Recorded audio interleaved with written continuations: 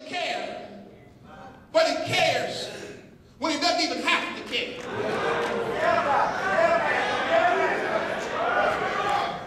He cares when he doesn't get anything out of the relationship.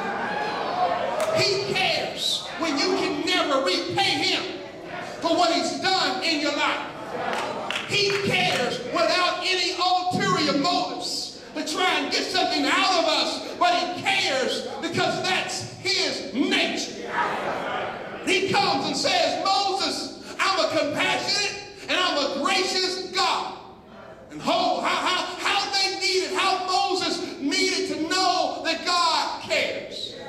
Friends, when you preach, you ought to preach a compassionate and a gracious God. You ought to preach that God cares. You ought to preach that God sees. You ought to preach that God is concerned. You ought to preach that God wants to invade all. For your own motivations. Jeremiah 17 verse 9 says that the heart is extremely deceitful and it is desperately sick and no one can know. You don't know what's going on in your heart, much less what's going on with somebody else. We then can know the mind of God. Answer no one. Only Jesus Christ knows the mind of God. John chapter 1 verse 18 says, no one has seen God at any time, but the only begotten Son who is in the bosom of the Father has declared him. Jesus is the exegesis of God. Jesus alone knows the mind of God and reveals him to us. None of us know the mind of God, and no one has been his counselor.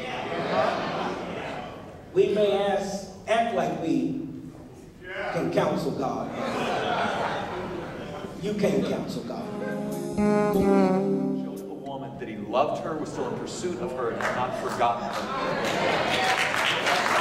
That's God's providence. So let me read this text. I've got 30 minutes left and about 2 hours of material. So let's go. Acts 17. I want you to look at this. You have a God that is all-knowing and you have a God that is all-powerful. But here's the thing to consider.